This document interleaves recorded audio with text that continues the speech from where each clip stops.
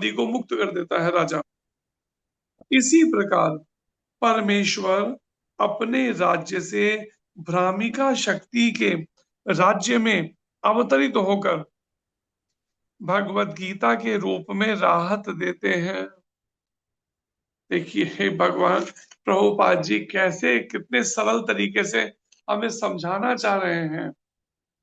अपना गोलोक धाम छोड़कर आते हैं इस भ्रामिका शक्ति माया देवी के इस राज्य में, इस संसार में, और आकर हमें राहत देने के लिए क्या करते हैं, श्रीमद् भगवत गीता जैसा दिव्य उपदेश हमें प्रदान करते हैं, जहां पर वे व्यक्तिगत रूप से सुझाव देते हैं कि यद्यपि भ्रामिका शक्ति पर विजय पाना दुष्कर है,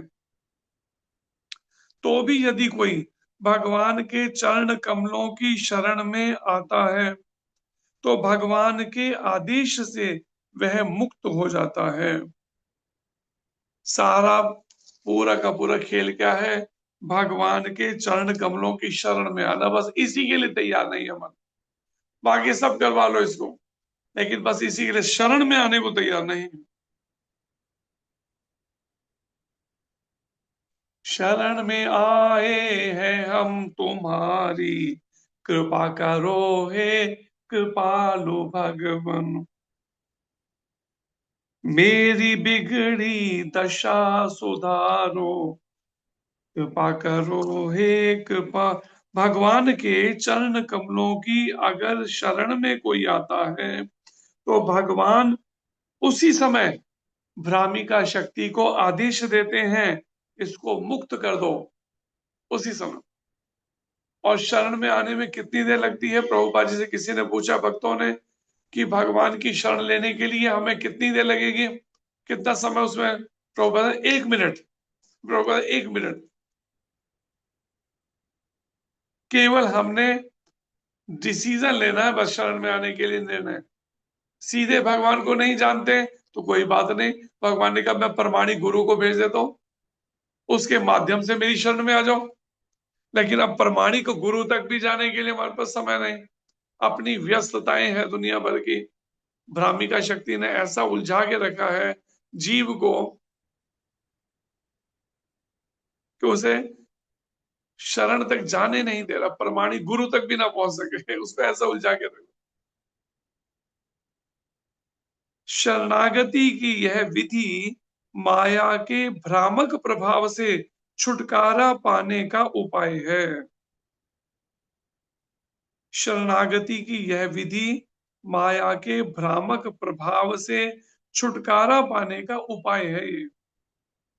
अतः भगवान का सुझाव है कि संत पुरुषों की वाणी के प्रभाव से जिन्होंने वास्तव में परम की अनुभूति कर ली है, शरणागति की यह विधि माया के भ्रामक प्रभाव से छुटकारा पाने का उपाय अगर कोई है, भ्रामक शक्ति के प्रभाव से अगर छूटना चाहते हैं, एकमात्र उपाय है शरणागति, जिसमें कहते हैं एक होता है गुरुमुख, दूसरा होता है मनमुख। तो हमें मनमुख जो शरणागति है उससे हटकर प्रमाणिक गुरुमुख होना पड़ेगा। गुरु की आज्ञाओं में हमें अपने जीवन को ढालना पड़ेगा, मन मर्जी का जीवन छोड़कर। जब जीव भगवान से अलग रहकर स्वतंत्र जीवन जीना चाहता है ना, तो तभी ये भ्रामक शक्ति उसको उलझाती है। मेरा अपना एक घर होना चाहिए, अपना मेरा अलग एक अलग घर होना चाहिए, मेरा परिवार मेरा घर एक अलग से हो। ठीक है भक्ति हम करेंगे, लेकिन मेरा घर तो एक अलग अपने पास होना चाहिए। अब आश्रम में थोड़ी रहेंगे जाकर, तो जब रह रहे हैं वो भी तो गृहस्थ आश्रम ही है भाई। वो कौन क्या है, वो आश्रम नहीं है कि गृहस्थ आश्रम, ब्रह्मचर्य आश्रम, गृहस्थ आश्रम, वो भी तो आश्रम है। नहीं नहीं आश्रम में नहीं, अब अलग से घर, अलग से ये अलग से का परिणाम है। भ्रामक शक्ति जो है उसे किसी दूर दूर तक छुटकारे का कहीं रास्ता ही नहीं दिख रहा, और उपाय कोई है तो वो है शरणागति। कितना कठिन है, हाँ, कोई रास्ता ही नहीं छोड़ा हमारे लिए। एक तरफ भ्रामक शक्ति और दूसरी तरफ भगवान के शरणागति, बीच में कोई और रास्ता ही नहीं है, कोई लाइफ लाइन नहीं है चूज करने के लिए और कई तरीके से, कोई और बचने का बीच का रास्ता निकल।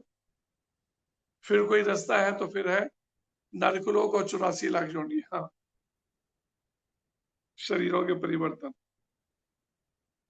अतः भगवान का सुझाव है कि संत पुरुषों की वाणी के प्रभाव से जिन्होंने वास्तव में परम की अनुभूति कर ली है, वे लोग भगवान की दिव्य प्रेमा भक्ति में संलग्न हों।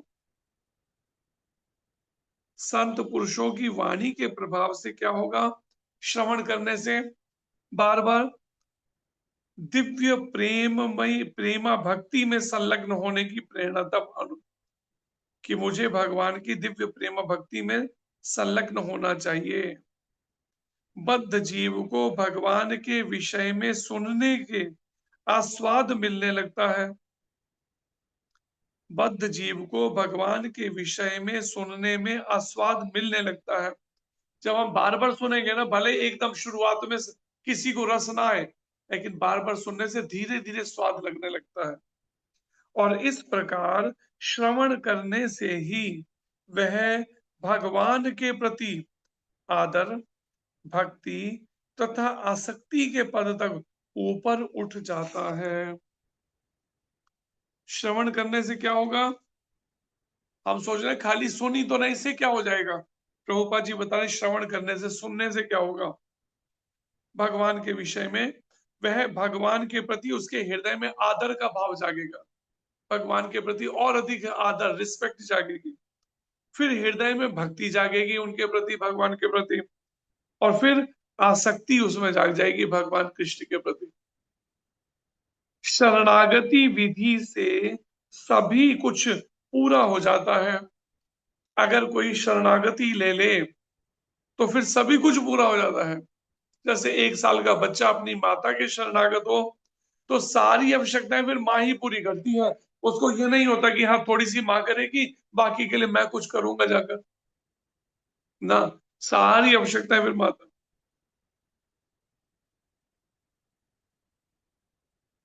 और यहाँ पर व्यास देव के अवतार रूप में भगवान ने यही सुझाव रखा है। और ये शरणागति का सुझाव किसने रखा है? भगवान श्री कृष्ण के प्रतिनिधि स्वरूप शिला व्यास देव जी ने भगवत गीता में और अन्य ग्रंथों में भी, धार्मिक जो लिखे हैं उसमें शरणागति को ही रखा है, सुझाव दिया है। इसलिए शरणागति के अलावा कोई और रास्ता है नहीं बचने का। चाहे आज ले लो, चाहे 10 साल, 20 साल, 50 साल, 100, या फिर अगले जन्म में, या कुछ जन्मों में, कुछ युगों में, कुछ कल्पों में, शरणागति तो लेनी पड़ेगी। इसका अर्थ यह हुआ कि भगवान द्वारा बद्ध जीवों का दोनों प्रकार से उद्धार किया जाता है। कौन से दोनों प्रकार? एक तो भगवान की बहिरंगा शक्ति के द्वारा दंडित होकर उसका उद्धार। बहिरंगा शक्ति जो दंडित कर रही है हमारे उद्धार के लिए कर रही है, और हमें लग रहा है कि ये देखो, जैसे एक माता जी का फोन आया, कहते कि देखो मेरे घर से 2 जवान परिवार के सदस्य चले गए, मेरे से नाम जप ही नहीं हो पा रहा, करूँ क्या मैं? अब 2 मेंबर चले गए, दोनों जवान। लेकिन यहाँ पे क्या कहा जा रहा है? प्रभुपाद जी कहते हैं माया जो बहिरंगा शक्ति दंडित जो होकर, एक ये तरीका है हमारा मोह आसक्ति हटे और उद्धार का रास्ता जो हमारा अभी तक रुका हुआ है वो खुले, भगवत प्राप्ति करने का। एक तो भगवान की बहिरंगा शक्ति के द्वारा दंडित होकर, और दूसरी ओर भगवान द्वारा अंतस्थ और बाह्य गुरु बनकर। दूसरी ओर क्या है? भगवान द्वारा अंतस्थ, हृदय में परमात्मा रूप में चैत्य गुरु, और सामने से प्रमाणिक गुरु बनकर हमारे उद्धार का रास्ता खोलते हैं। बाहर से भगवान हृदय में हमारे चैत्य गुरु के रूप में, परमात्मा रूप में, और बाहर से रास्ता खोलते हैं भगवान और वाणी को गुरु से मिलाकर।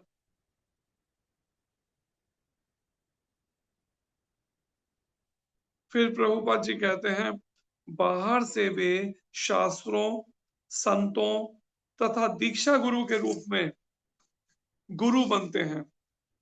शास्त्रों के रूप में गुरु बनते हैं, संतों के रूप में बनते हैं, और दीक्षा गुरु के रूप में गुरु बनते हैं भगवान। अगले श्लोक में इसकी अधिक स्पष्ट व्याख्या की गई है। वेदों में, केनोपनिषद में देवताओं की नियंत्रक शक्ति के संबंध में भ्रामिका शक्ति के व्यक्तिगत अधीनस्थ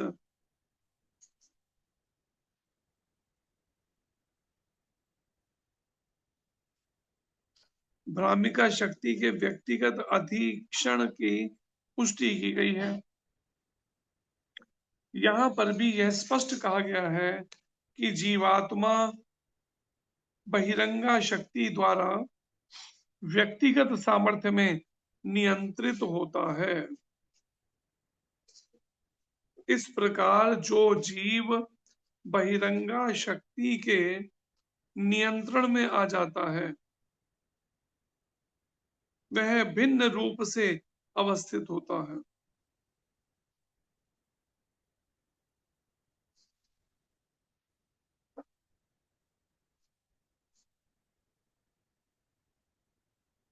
बहिरंगा शक्ति के नियंत्रण में जो जीव आ जाता है वह भिन्न रूप से अवस्थित होता है।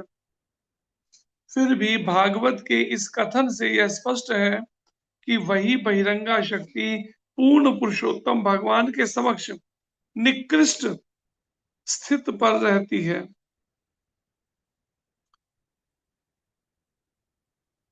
जिस समय बहिरंगा शक्ति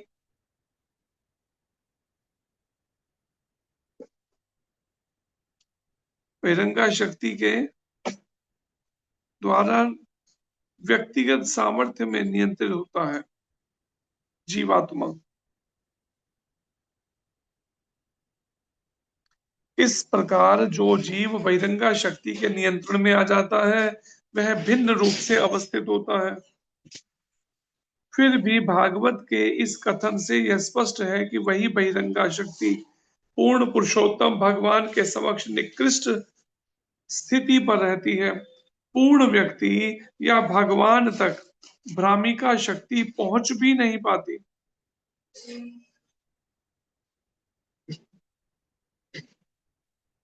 क्योंकि वह केवल जीवों पर ही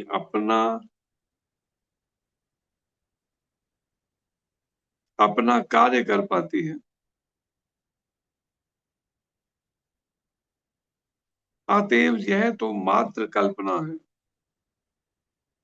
कि भ्रामिका भगवान भ्रामिका शक्ति द्वारा भ्रमित हो यह तो मात्र कल्पना है कि भगवान भ्रामिका शक्ति द्वारा भ्रमित होते हैं। ये खाली कल्पना है, भगवान भ्रमित होते हैं। कई मूर्ख लोग ऐसा भी सोचते हैं ना कि भगवान को भी वो क्या कर रही है, भगवान को भी जन्म लेना पड़ा, भगवान कृष्ण की भी मृत्यु हुई, उनके पैर के अंगूठे में बाण लगा था। आर्य समाजी में एक बोल रहा था, बड़ा 85 साल 80 साल के, तो मैंने कहा हरिद्वार चलो मेरे साथ में, आपको दिखाता हूँ गंगा जी पे हर की पैड़ी पे कितनों की दोनों टांगे कटी है तो भी जिंदा है, दोनों बाजू कटी है तो भी जिंदा है, और आप कहते हैं एक अंगूठे में बाण लगने से मृत्यु हो गई। इसका कोई जवाब नहीं है उसके पास में देने के लिए इस बात का। तो यहाँ पर यही बात प्रभुपाद जी कह रहे हैं कि यह तो मात्र कल्पना है, मनगढ़ंत बात। क्या है कि भगवान भ्रामिका शक्ति द्वारा भ्रमित होते हैं, भगवान भ्रमित होते हैं भ्रामिका शक्ति द्वारा, माया द्वारा, और बाद में जीव बन जाते हैं। भगवान भ्रमित होकर जीव बन जाते हैं, और फिर मायावादियों की फिलॉसफी है, जब फिर वो किसी मायावादी गुरु से दीक्षा लेता है, उसके बाद बस गुरु के दीक्षा के लिए गुरु की आवश्यकता है, उसके बाद तो कौन गुरु कौन चेला, मैं हूं अकेला। उसके बाद फिर कोई गुरु की आवश्यकता नहीं है, क्योंकि अब मैं वापिस ईश्वर में। गुरु हो गए, अब मैं भी भगवान बन गया। ऐसी ये मायावादी विचारधारा है। यदि भगवान तथा जीव एक ही श्रेणी में होते हैं, इसलिए कई बार आप देखेंगे कि मायावादी जो है ना, वो क्या लिखते हैं, वैष्णवों में कई बार लिख देते हैं, वैष्णव अपने नाम के साथ 108 नाम, क्या कई बार कभी देखा हो आपने, लगाते हैं। 108 में क्या है अगर समझा जाए, एक जो है वो ईश्वर का प्रतीक है, 8 का अंक जो है वो जीव का प्रतीक है, और 0 का अंक माया का प्रतीक है। तो जीवात्मा को माया से पार होकर, माया को लांघकर उसको भगवान तक, ईश्वर तक पहुंचना है। लेकिन वहीं पर मायावादी क्या लगाते हैं, 1008। तो जीव को माया और डबल है उनके पास, दुगनी, 2 जीरो है बीच में। कहीं तो 10,008 लगाते हैं, माया में और ज्यादा है। तो उन मायावादियों में कई ऐसे हैं। एक का नाम है, कुंभ के मेले में लगता है ना, मेले में महाराज जी हम जाते हैं कैंप लगाने, कुंभ के मेले के अंदर प्रयागराज में हो, तो वहां पे कंप्यूटर बाबा, ऐसे ऐसे नामों से, मतलब एक है गोल्डन बाबा, पूरा उसने गोल्ड ही पहना हुआ, पता नहीं कितना किलो गोल्ड पहना हुआ अपने ऊपर, मती मारी गई, मतलब देखो, जिसमें कलयुग का प्रवेश है वही गोल्ड पहन के वो बना। कई ऐसे बाबे बना के मूर्ख बना रहे लोगों को, और लोग भी मूर्ख बन रहे हैं। एक है बाबा, उसका नाम है अड़गड़ानंद, वो हजारों लाखों भगवत गीताएं डिस्ट्रीब्यूट किए जा रहा है, और भगवत गीता के नाम पे क्या डिस्ट्रीब्यूट कर रहा है, अपनी एक मनगढ़ंत कहानियां उसमें डाल रखी है, स्टोरी, मनगढ़ंत अर्थ कर रखे हैं। और जब उसके पास जाओ तो क्या बोलता है आशीर्वाद में, अड़ अड़ अड़ अड़ अड़ अड़ अड़ अड़ अड़ अड़, और इस महाराज करके दिखा देते हैं जब गए होंगे ना महाराज भक्तों के साथ, तो इस तरह से करके तो महाराज करके दिखा देते, ये उसका ड्रामा।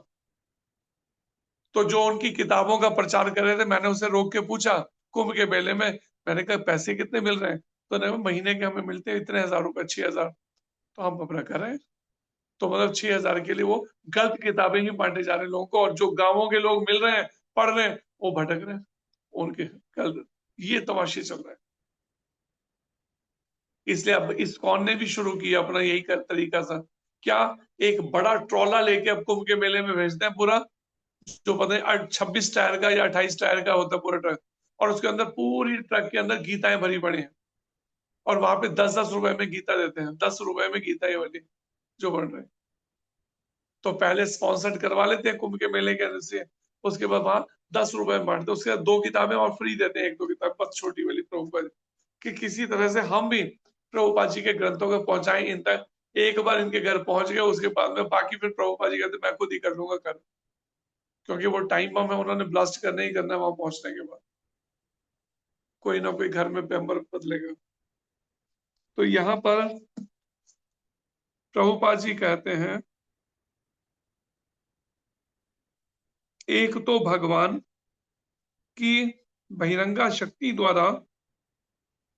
के द्वारा दंडित होकर, और दूसरी ओर भगवान द्वारा अंतस्थ और बाह्य गुरु बनकर बद्ध जीवों का दोनों प्रकार से उद्धार किया जाता है। ये उद्धार के दो तरीके, और जो वेदों में वर्णित है, देवताओं की नियंत्रक शक्ति के संबंध में भ्रामिका शक्ति के व्यक्तिगत अधीक्षण की पुष्टि की गई है।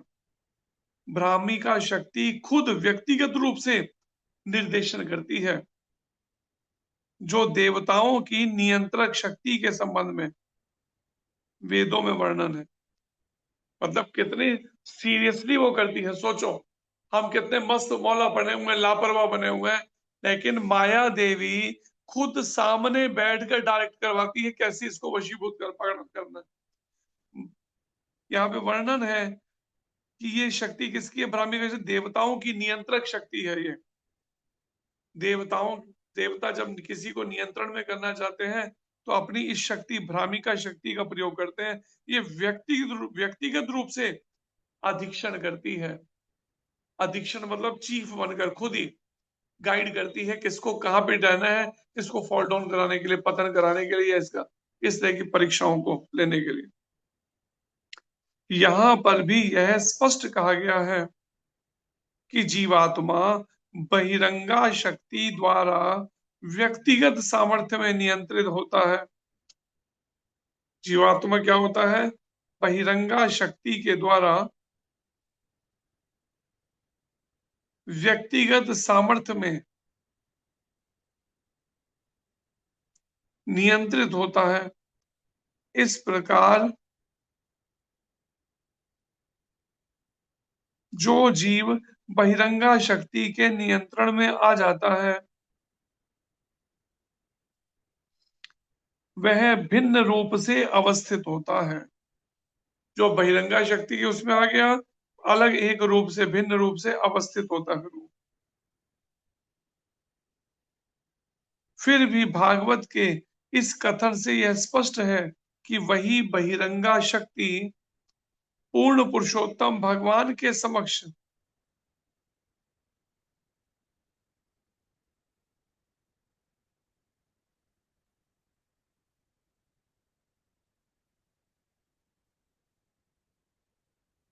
भगवान के समक्ष निकृष्ट स्थिति पर रहती है, निकृष्ट स्थिति पर रहती है भगवान के समक्ष।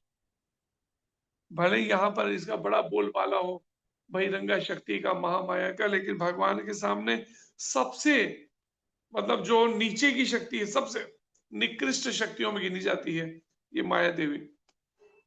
वहां पे इसका शक्ति नहीं कार्य करती। वहां पर पूर्ण व्यक्ति या भगवान तक भ्रामिका शक्ति पहुंच भी नहीं पाती, भगवान तक पहुंच भी नहीं पाती बहिरंगा शक्ति, क्योंकि वह केवल जीवों पर ही अपना कार्य करती कर पाती है।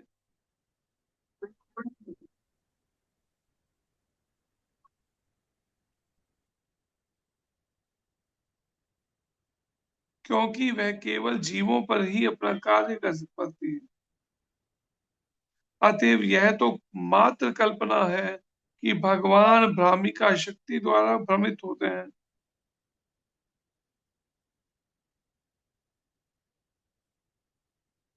भगवान भ्रामिका शक्ति द्वारा भ्रमित होते हैं,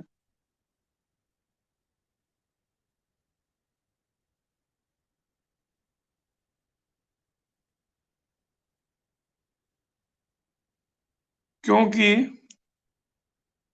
वह केवल जीवों पर ही अपना कार्य कर पाती है। अतएव यह तो मात्र कल्पना है कि भगवान भ्रामिका शक्ति द्वारा भ्रमित होते हैं और बाद में जीव बन जाते हैं।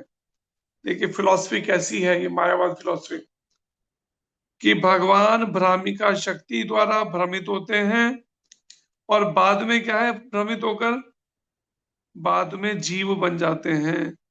क्या इनकी फिलॉसफी है, सोच के देखो सर, किस दर्शन पर ये चल रहे हैं मूर्ख। यदि भगवान तथा जीव एक ही श्रेणी में होते तो व्यासदेव के लिए इसे देख पाना संभव होता।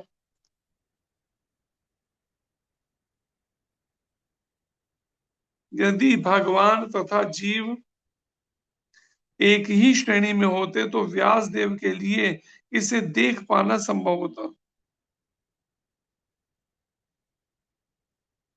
और भ्रमित जीवों के भौतिक दुख का प्रश्न ही नहीं उठता।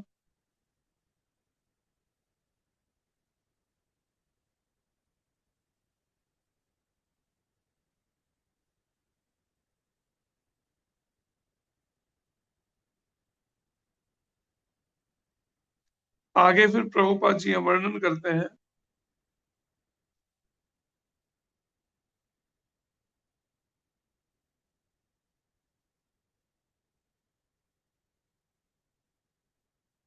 अतएव अनेक अद्वैतवादियों द्वारा भगवान तथा जीव को एक ही श्रेणी में रखने का प्रयास छिछोरी कल्पनाएं मात्र है।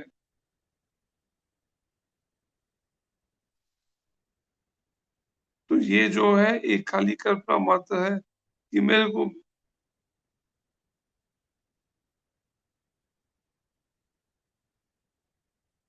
यदि भगवान तथा जीव एक से ही होते तो श्रीला सुखदेव गोस्वामी भगवान की दिव्य लीलाओं का वर्णन करने का कष्ट न उठाते, क्योंकि ये सब भ्रामिका शक्ति की अभिव्यक्तियां होती हैं।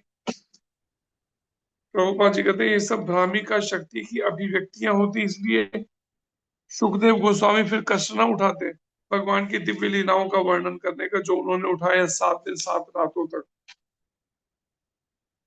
इससे सीख लीजिए कि वास्तव में भगवान की बहिरंगा शक्ति केवल उसी को पनिश करेगी, उसी को दंडित करेगी। किसको दंडित करेगी जरा बता दीजिए, किसको दंडित करेगी?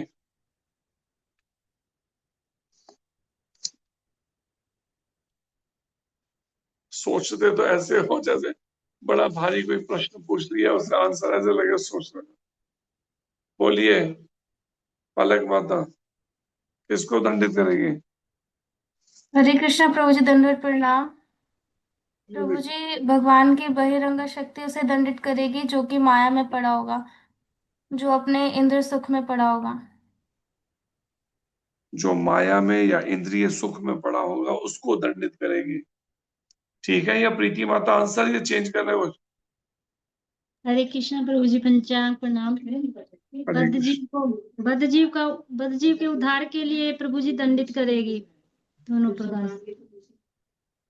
बद्ध जीव के उद्धार के लिए उसे दंडित करेगी।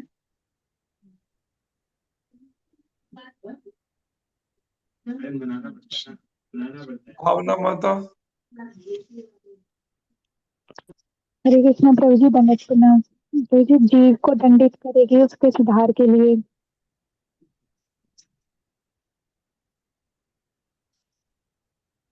उसके सुधार के लिए दंडित करेगी भ्रामिका शक्ति। सुदेवी माता, हरे कृष्ण प्रभु जी, कोटि कोटि दंडवत प्रणाम। जो भी जीव भगवान से विमुख होकर सुख भोगना चाहते हैं वे सब प्रकृति बहिरंगा शक्ति के द्वारा दंडित होते हैं प्रभु जी। क्योंकि ये सब भ्रामिका शक्ति की अभिव्यक्तियां होती।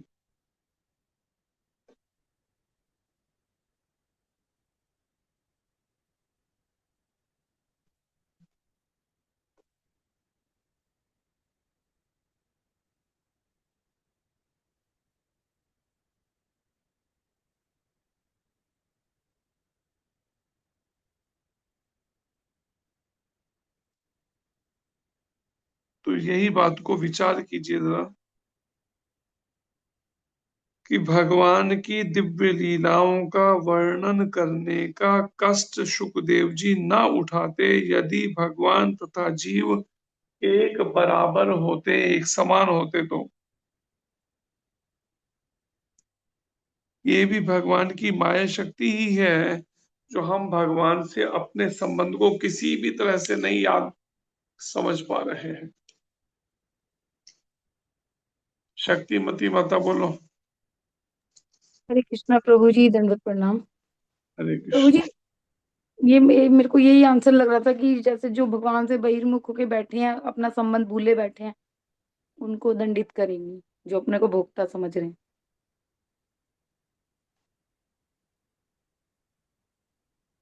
लेकिन उसको तो समझे, लेकिन वास्तव में बताना भी पड़ेगा ना उसके एक्सप्लेनेशन की।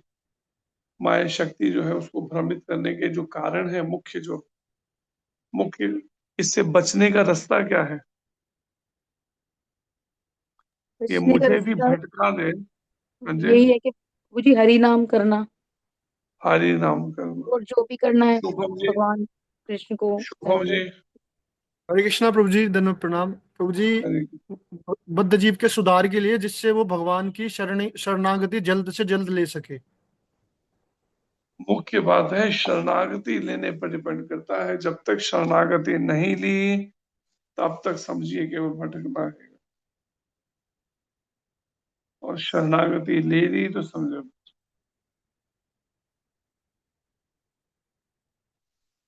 हरे कृष्णा, धन्यवाद। ग्रंथ राज श्रीमद् भागवत महापुराण की जय। भगवान वेद व्यास जी की जय। नर नारायण ऋषि जी की जय। माता की जय। जी महाराज की जय। बच्ची महाराज की जय। वैष्णव महाराज की जय। श्री गुरु महाराज की। अनंत कोटि वैष्णव वंदे। जय गौर प्रेमानंदे। हरि हरि हरि। हरि हरि बोल। बोल। बहुत बहुत धन्यवाद। दंडवत हरे कृष्णा प्रणाम प्रभु। प्रभु जी आपको। धन्यवाद। हरे कृष्णा प्रभु जी, सादर प्रणाम। हरे कृष्ण प्रभु जी, दंडवत प्रणाम। हरे कृष्णा प्रभु जी, पांचांग प्रणाम। हरे कृष्ण प्रभु जी, सादर प्रणाम। हरे कृष्ण। हरे कृष्णा प्रभु जी, कोटि कोटि हरे कृष्ण प्रणाम। प्रभु जी, दंड प्रणाम। हरे कृष्ण। हरे कृष्ण प्रभु जी, दंडवत प्रणाम। हाँ जी, पलक माता जी पूछिए प्रभु जी, प्रश्न ले सकते हैं। जी। जी पलक माता जी, अपना प्रश्न पूछिए। हरे कृष्णा प्रभु जी, सादर प्रणाम। सभी भक्तों के चरणों में सादर प्रणाम। प्रभु जी, कल जब हम भगवत गीता पढ़ रहे थे, तो उसमें जो 9वां अध्याय है, परम गुह्य ज्ञान, उसमें एक श्लोक आया था जिसमें भगवान कहते हैं, मया तदमिदं सर्वम जगत द्रव्य मूर्तिना मत्स्थानि सर्वभूतानि न चाहम तेषु स्थिता। इसमें भगवान कह रहे हैं, यह संपूर्ण जगत मेरे अव्यक्त रूप द्वारा व्याप्त है। समस्त जीव मुझ में है, किंतु मैं उनमें नहीं हूँ। प्रभु जी, कई बार सुने कि भगवान के भगवत गीता में भी लिखा है कि सभी जीवों के हृदय में भगवान विराजमान है। तो यहाँ पर भगवान ये भी कह रहे हैं, किंतु मैं उनमें नहीं हूँ। तो इससे कैसे समझूं?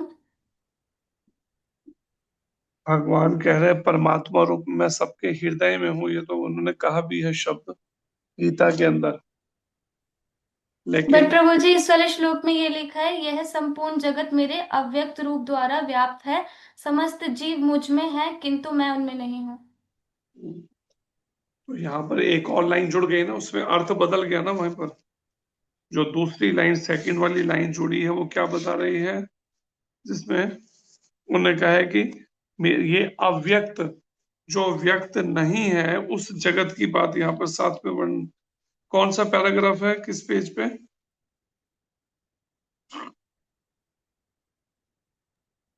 जी, हिंदी में लिखा हुआ है, समझ नहीं आ रहा। परम इन्हीं गुह्य ज्ञान का है। इसी वाले श्लोक में है ना, ये कोई और श्लोक है?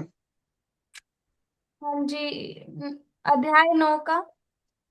एक मिनट। अच्छा,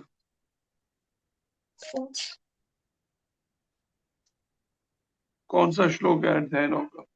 श्लोक का पहला अध्याय शब्द 9 क्या है? का चारवा श्लोक, फोर्थ श्लोक है प्रभु जी। भगवत गीता का है प्रभु जी, कल पढ़ा था जब 9 अध्याय पढ़े थे प्रभु जी कल, हम्म, उसमें से।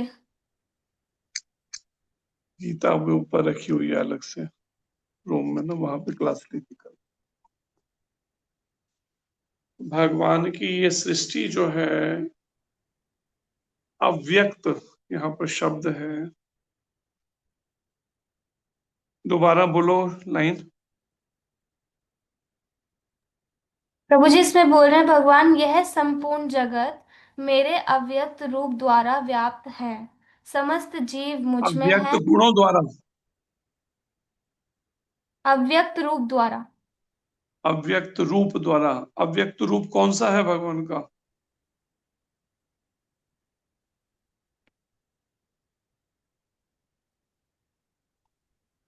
एक तो व्यक्त रूप है, वो है भगवान कृष्ण। अव्यक्त रूप कौन सा है उनका?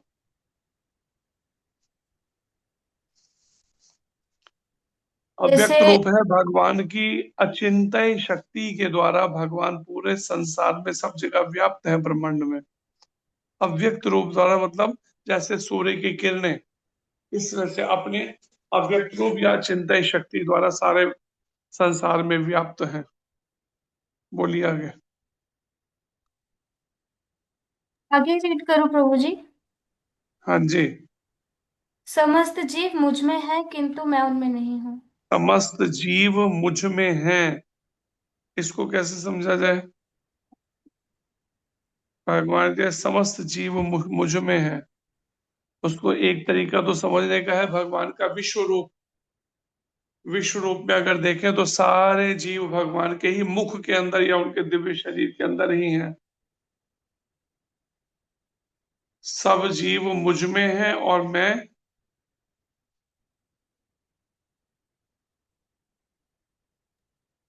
किंतु मैं उनमें नहीं हूँ। किंतु मैं उनमें नहीं हूं।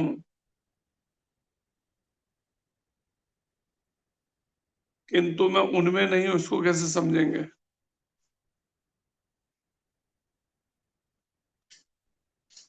प्राण गोपाल प्रभु बताइए जरा, आपका क्या व्यू है इस बारे में? देखिए प्राण गोपाल जी को कितना विचार है इस बारे में। किंतु मैं उनमें नहीं हूं। हरे कृष्णा प्रभु जी, दंडवत प्रणाम। जी हरे कृष्ण। प्रभु जी, ऐसा है, भगवान परमात्मा रूप में तो सब में है ही, लेकिन यहाँ पे जो बताया गया है कि अव्यक्त रूप से, जैसे आपने बताया, उसके बाद जो है आपने बताया कि भगवान विश्व रूप, भगवान का विश्व रूप है, उसमें सब हम सब व्याप्त हैं, लेकिन फिर भी भगवान हमसे अलग हैं। हालांकि भगवान हमारे अंदर हैं परमात्मा रूप में, लेकिन भगवान फिर भी हमारे बाहर भी हैं। जैसे विश्व रूप के अंदर ही सब कुछ है, लेकिन विश्व रूप फिर भी हमसे बाहर है। भगवान का जो अव्यक्त रूप है, भगवान की अचिंत्य शक्ति के द्वारा जो भगवान सब जगह व्याप्त हैं, संपूर्ण ब्रह्मांड सब जगह, लेकिन भगवान कहते हैं मैं इनमें नहीं हूं। अर्थात उस अव्यक्त की फिर बात हो रही है ना, निराकार जो वास्तव में जिसको कहा गया ब्रह्म ज्योति।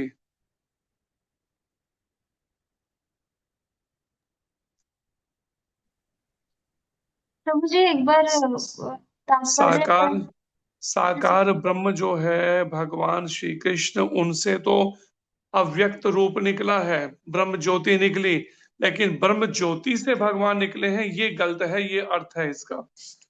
ब्रह्म ज्योति से अर्थात निराकार से साकार प्रकट हुआ, ये गलत है। मैं उसमें नहीं हूं, निराकार में साकार रूप से निकलना जो सोच है मायावादी फिलॉसफी, ये एक अर्थ निकलता है इससे कि मैं उसमें नहीं हूं, ब्रह्म ज्योति में, कि ब्रह्म ज्योति से मैं प्रकट हुआ हूं। जैसे कहते हैं ना, ईश्वर वास्तव में तो निराकार है। जैसे कल भी स्वामियों की वो आई हुई थी एडवोकेट, वो यही बात बोल रही थी कि वास्तव में तो वो लाइट है ना, उस लाइट से ही आगे वो निकले हैं। जो भी कृष्ण है, राम है, या कोई भी लाइट से निकले, बस इस बात को, ये बात जो भी प्रश्न है इसी पर वो है। भगवान से तो अव्यक्त रूप निकला, भगवान उनमें स्थित है उनके अंदर, और उनसे अव्यक्त निकला है, अंदर कृष्ण है, उनसे ये अव्यक्त रूप निकला है जो उनसे दिव्य ब्रह्म ज्योति या प्रकाश। लेकिन प्रकाश से भगवान निकले हैं वो गलत है कि उनके अंदर भगवान है प्रकाश के। ये एक अर्थ लिया जा सकता है इससे। बोलिए प्राण गोपाल जी, क्या कहेंगे इस बारे में?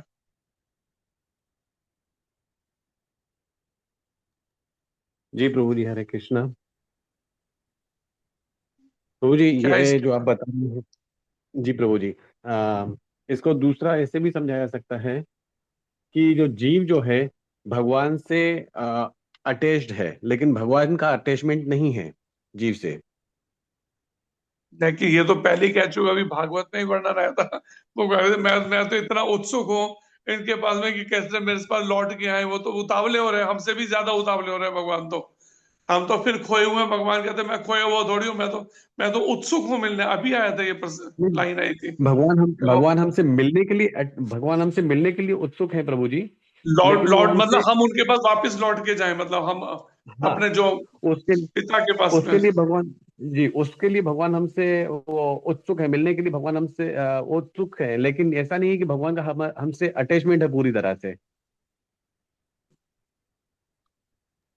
भगवान हमसे अटैचमेंट, क्या कहा आपने? भगवान का हमसे, जैसे भगवान श्लोक भी आता है, कोई मुझे अभी याद नहीं है वो श्लोक प्रभु जी, कि भगवान का हमसे कोई अटैचमेंट नहीं है। जैसे हम लोगों का माया या जो इस भौतिक संसार से अटैचमेंट रहता है बहुत। तो भगवान, हालांकि भगवान बहुत खुश होते हैं अगर कोई जीव भगवान की तरफ मुड़े, भगवान की तरफ जाए, तो भगवान खुश हैं उससे। लेकिन ऐसा भी नहीं है कि भगवान पूरी तरह से हम लोगों से अटैचमेंट है। भगवान ने हमको स्वतंत्रता दे रखी है। हम्म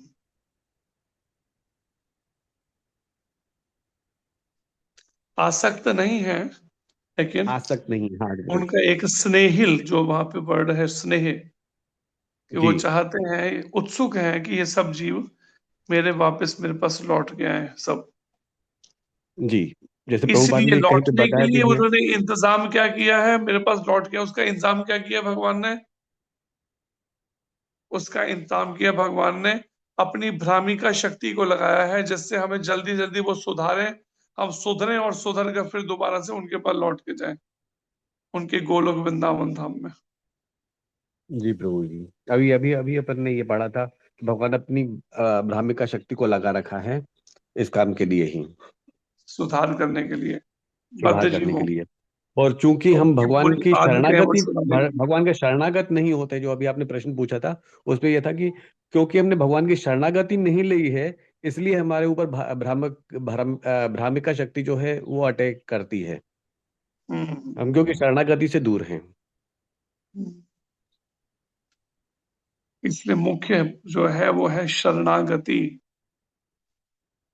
व्यासदेव जी ने भी, जो भगवान कृष्ण के प्रतिनिधि हैं, इसी को ही मुख्य बताया है गीता में भी, शरणागति।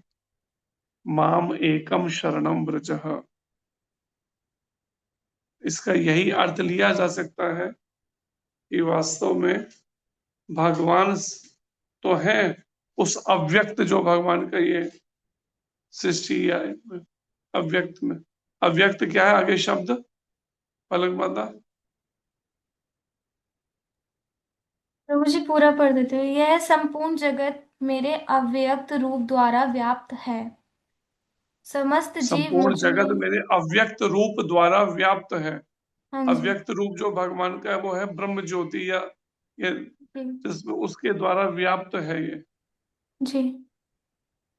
समस्त जीव मुझ में है किंतु मैं उनमें नहीं हूँ।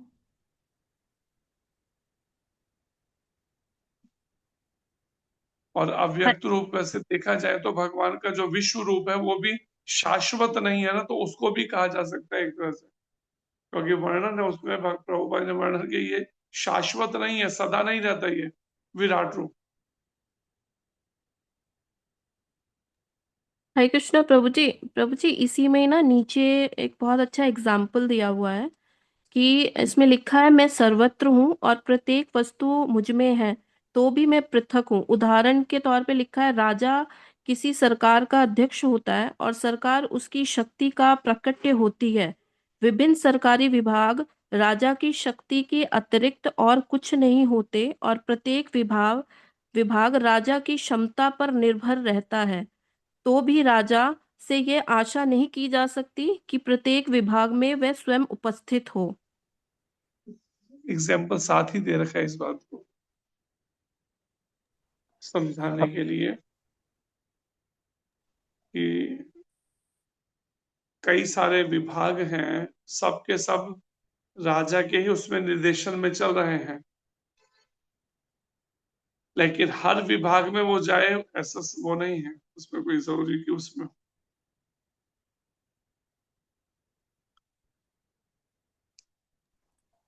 हरे कृष्णा प्रभु जी, दंडवत प्रणाम। प्रभु जी आज्ञा हो तो कुछ शेयर करूं प्रभु जी। प्रभु जी आपने जी पीछे प्रभु जी हमने किया था, जैसे सारी सृष्टि भगवान से निकली है, भगवान की माया से, भगवान की शक्ति से चल रही है, तो भगवान भगवान में कुछ कमी नहीं है, भगवान फिर भी संपूर्ण है। तो इसको भी ऐसे भी ले सकते हो कि जैसे भगवान ने बोला कि सब कुछ मेरे से है, लेकिन मैं उनमें हूँ, लेकिन लेकिन क्या बोलते कि मेरा कुछ कम नहीं हुआ, आई एम स्टिल कंप्लीट, क्योंकि भगवान हमेशा संपूर्ण है। भगवान पूर्ण, लेकिन यहाँ पर है ना, मैं उसमें नहीं हूँ, वो ये बात कह रहे हैं। तो नहीं हूँ का तो अर्थ यही हो सकता है कि अव्यक्त जो है वो तो है भगवान की, वो ब्रह्म ज्योति प्रकाश जो भगवान के शरीर से निकल रहा है, तो इसको और वो ब्रह्म ज्योति भगवान से, लेकिन ब्रह्म ज्योति में से भगवान निकले हो वो नहीं है। हाँ हाँ, बिल्कुल जो सही बात है। निराकारवाद और वो है मायावाद और वो साकारवाद, इसी बात को ही वहां बैठते हैं कि भगवान के दिव्य शरीर से निराकार ब्रह्म तो निकला अव्यक्त रूप, लेकिन अव्यक्त से भगवान निकले हों, उनसे जो मायावादी सोच है कि वास्तव में परमात्मा निराकार है लेकिन भक्तों की भावना को देख के साकार हो जाता है, ये गलत फिलोसफी है। वो एक मनगढ़ंत फिलॉसफी मायावादियों ने बना के रखी हुई है। इसी को ही अर्थ फिलहाल लिया जा सकता है। प्रभु जी आप हरे कृष्ण प्रभु जी, धन्यवाद प्रणाम। अरे प्रभु जी मतलब सॉरी बीच में बोलने के लिए। प्रभु जी इसमें कभी कभी ऐसे प्रभुपाद जी की पुस्तकों में आता है अचिंत्य भेदा भेद के बारे में प्रभु जी, कि कुछ चीजें मतलब जो समझी नहीं जाती है, तो प्रभु जी उस कैटेगरी का तो नहीं है क्या ये वर्ड भगवान जी का? अचिंत्य भेदा भेद में तो ये है ना कि भगवान के इसको एक एग्जाम्पल के तौर पे तो समझाया सूर्य और सूर्य की किरणों से, कि सूर्य की किरणें सूर्य से अलग भी हैं और अलग नहीं भी हैं।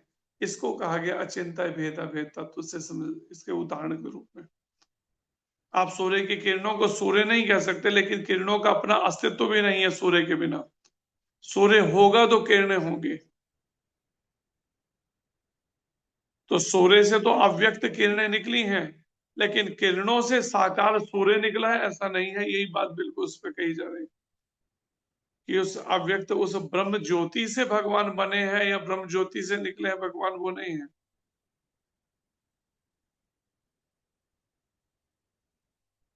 ब्रह्म ज्योति से प्रकट हुए हों, उत्पन्न हुए हों, यही बात उसमें बैठती है। हरे कृष्ण। जी पिंकी बिस्ट माता जी अपना प्रश्न पूछिए।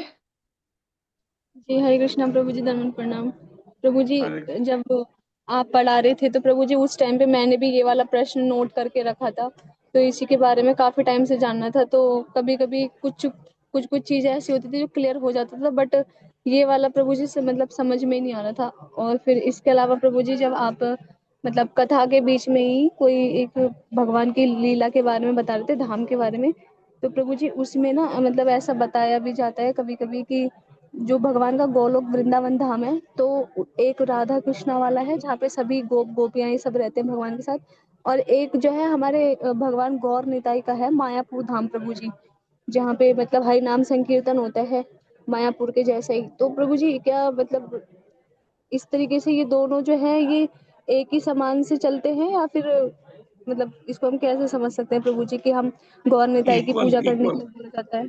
उसी जो है गोलोक वृंदावन धाम का ही एक हिस्सा है मायापुर धाम, एक हिस्सा है गोलोक। दोनों में अंतर नहीं है। अगर कोई अंतर मानता है वो अपराधी है, उसको अपराध लगेगा इसका। जी आप प्रभु जब जी। चाहे संकीर्तन में भाग ले लीजिए, जब चाहे तो इधर आ जाइए भगवान की लीला में, राधा कृष्ण की बिल्कुल समान इक्वल उनको माना गया है। इसमें एक भजन भी है एक आचार्य के, उसमें ये बात वर्णन है कि अगर मायापुर को वृंदावन से अलग मानता है नवदीप, तो परिणाम में वो अपराधी है। जी प्रभु जी, तो हम अगर भगवान की कृपा से, महाराज जी की कृपा से, आपकी कृपा से अगर हमें धाम जाने का अवसर मिले, तो प्रभु जी हम कन्हैया के पास और गौर निताई के पास भी जा सकते हैं एक साथ भी? बिल्कुल, केवल इच्छा मात्र से ही आप वो कर सकते हैं, और चाहे तो वहां दो रूप भी लेके कर सकते हैं। वहां पे उस आध्यात्मिक शरीर में ऐसी बाउंडेशन नहीं है ना, जैसे नारद जी एक ही समय में कहीं भी प्रकट कितनी बार भी हो सकते हैं, कई जगह कई रूप लेकर। तो वहां पे ये बंधन नहीं है आध्यात्मिक शरीर में कि आप एक समय में एक ही जगह रह सकते हैं, ऐसा बंधन नहीं है। जी प्रभु जी, बहुत बहुत धन्यवाद प्रभु जी। इसी में मेरा एक प्रश्न था मॉर्निंग में प्रभु जी, जैसे जपा करते टाइम प्रभु जी एक मतलब मन में विचार आ रहा था, जैसे आप महाराज जी के बारे में आपने बताया हमें कि महाराज जी को जो उपाधि नाम दिया गया है वो नित्यानंद पाद महाराज के नाम से दिया गया है। तो प्रभु जी जब मेरे मन में मतलब ये विचार आ रहा था ये महाराज जी के नेम के बारे में, तो मेरे को मतलब एक ऐसी जिज्ञासा हो रही थी प्रभु जी कि जो नित्यानंद प्रभु जी हैं उनके जो चरणों में जो चिन्ह होते हैं, क्योंकि भगवान के हमें डायरेक्ट दर्शन नहीं करना चाहिए मुख के, तो बताया जाता है कि इनके चरणों से स्टार्ट करना चाहिए। तो प्रभु जी उनके जो चरणों के चिन्ह थे, तो बहुत जिज्ञासा है आपसे जानने के लिए उस बारे में कि हम उन पे मेडिटेट करें प्रभु जी, क्योंकि मन जो भटकता है ना, तो आपकी जब हम कथा सुनते हैं, महाराज जी की कथा सुनते हैं, तो वो फोकस रहता है। तो प्रभु जी प्लीज आप कभी इसके बारे में भी बताइएगा, उनके जो चिन्ह हैं उसका क्या क्या अर्थ है और किससे क्या क्या चीजें होती है, कहाँ पर है चिन्ह। प्रभु जी ये रिक्वेस्ट थी आपसे एक छोटी सी। ठीक है, रात को ही ट्राई करते हैं इसके लिए। जी प्रभु जी, बहुत बहुत धन्यवाद प्रभु जी। हरे कृष्णा, दंडवत प्रणाम। जी धन्यवाद प्रभु जी। प्रीति सिंगला माता जी, पूछिए अपना प्रश्न। याद दिला देना खाली रात को बस शुरुआत में। प्रीति सिंगला माता जी, अनम्यूट कीजिए। जी भावना माता जी, आप पूछिए।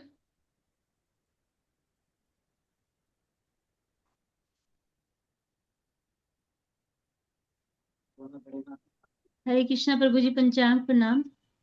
हरे कृष्ण जी। प्रभु जी, आप जैसे ये कह रहे थे बद्ध जीव का दोनों प्रकार से उद्धार होता है, बहिरंगा शक्ति के द्वारा दंडित होकर। तो हमें जैसे कोई तकलीफ है मतलब, तो हमारा इसका क्या मतलब है प्रभु जी? उद्धार हो रहा है मतलब? जो कष्ट है, हाँ जी, कष्ट आ रहे हैं जो शरीर पे। हाँ, वो कष्ट जो है एक तरह से हमारे सुधार के लिए है। जैसे हम आवश्यकता से अधिक, जैसा भगवान ने गीता में बताया, उससे आवश्यकता से अधिक जब हम इंद्रिय भोग करना चाहते हैं तो प्रकृति कह लीजिए, भ्रामिका शक्ति कह लीजिए, माया हमें इस तरह से दंडित करती है और शरीर में ऐसा कोई रोग लग जाता है जिससे हम इससे ज्यादा और भोग कर ही ना सके। तो वो उसी का दंड स्वरूप है। तो एक प्रभु तरह जी से वो दंड जो है हमारे सुधार के लिए है, जिससे और अधिक पतित ना हो। तो फिर उसका इलाज क्या है प्रभु जी? हाँ जी। तो उसका इलाज क्या है प्रभु जी? दंडित तो हो रहे हैं उसका इलाज है कि हम भगवान की भक्ति हरि नाम के द्वारा और प्रार्थनाओं के द्वारा अपना प्रायश्चित करें और नाम जप करके भक्ति में अपने मन को लगाएं, जिससे भविष्य के लिए दोबारा इस तरह का दंड ना भोगना पड़े हमें। सुधार, भगवत गीता के अनुसार अपना जीवन ढालना, ये है उसका हल। हम तो कर रहे हैं प्रभु जी, हम बच्चों को भी हो रहा है जैसे ऐसे लग रहा है, पर बच्चे तो जैसे तो छोटे हैं अपने अभी। अपने कर्मों को तो साथ लेकर चले हैं ना, सभी बच्चे भी लेके चले, हम भी लेके चले, सब अपने अपने कर्म लेके चले, सभी अपना अपना कर्म तो साथ लेके चले हैं। तो बच्चों को भी जैसे जैसे शरीर का विकास, उनके कर्मों का वो भी तो फल आगे आएगा। पिछले जन्मों का जो किया वो उन्होंने है, उनका जो कर्म, फिर उससे संस्कार और फिर स्वभाव, वो भी तो निकल कर आएंगे। और फिर अभी हम फिर हम कितनी एनर्जी, कितना समय लगा रहे हैं मोबाइल के अंदर, टीवी के अंदर, और कितने ज्यादा बर्बाद कर रहे हैं, जबकि आए थे सुधरने के लिए, कहा था अब तुम्हारा भजन करूंगा, करो गर्भ से बाहर। लेकिन जन्म होते ही वादा भूले रे सावरिया, कैसे सबरी, वादा ही भूल गए भगवान को दिया वो। उसी के कारण से दंडित होना पड़ा, बच्चों को भी और बड़ों को भी। प्रभु जी फिर इसके लिए जैसे दवाई वगैरह लें या ऐसे ही कुछ मतलब प्रार्थना या दवाई नाम सबसे बड़ी, जो मुख्य दवाई है वो तो यही है, भगवत गीता। लेकिन वो गीता के अनुसार नहीं ढलने को तैयार, तो फिर दूसरी दवाइयां खा खा के फिर करोगे। थोड़ी देर के लिए उस बीमारी को रोको, फिर दोबारा अगले जन्म में बाकी हिस्सा भोग लेना बीमारी का। परमानेंट इलाज तो है गीता के अनुसार जीवन ढालना, दूसरा अध्याय 62वें श्लोक को समझकर जीवन को ढालना, वो वास्तव में इलाज है। बात कर सकते हैं प्रभु जी आपसे फोन पर बाद में? ठीक, कर लीजिए। किस टाइम करें प्रभु जी? क्लास के बाद। ठीक है, ओके। हरे कृष्णा प्रभु जी। हरे कृष्ण। धन्यवाद प्रभु जी। जी बिंदु माता जी, पूछिए अपना प्रश्न बिंदु माता जी। हरे कृष्णा प्रभु जी, दंडवत प्रणाम। हरे कृष्ण। प्रभु जी, कल रात को टाइम हो गया था तो हम लोग तो वेट ही करते रह गए, हमारा नंबर ही नहीं आया वो अध्याय का, वो श्लोक पढ़ने में 9 अध्याय तक ही हुआ था, तो वो प्रभु जी फिर आगे कब पढ़ने हैं? अच्छा, मेरे लिए कोई आए हुए मिलने के लिए तो शाम के रात को ही प्रश्न कर सकेंगे आप। फिर मेरे वेट कर रहे हैं, बाहर आके बैठ गए, 10 मिनट हो गए उनको आए, मुझे भी पता चला मैसेज। जी प्रभु जी। स्पेशली किन्हीं को बुला रखा था मैंने बिल यहाँ पे ना, जरूरी काम से। ठीक है जी। वांछा कल्पतरुभ्यश्च कृपा सिंधुभ्य एव च पतितानां पावनेभ्यो श्री वैष्णवेभ्यो नमो नमः। श्री गुरु महाराज की जय, श्रील प्रभुपाद की जय, अनंत कोटि वैष्णव वृंद की जय। जय गौर हरि प्रेमानंदे, हरि हरि बोल। हरे कृष्ण प्रभु जी, दरबार हरे कृष्ण प्रभु जी, प्रणाम। जी, हरे दंडवत पिता का नाम। हरे कृष्णा हरे प्रभु कृष्णा जी, प्रभु जी, धन्यवाद पादा प्रणाम। प्रणाम।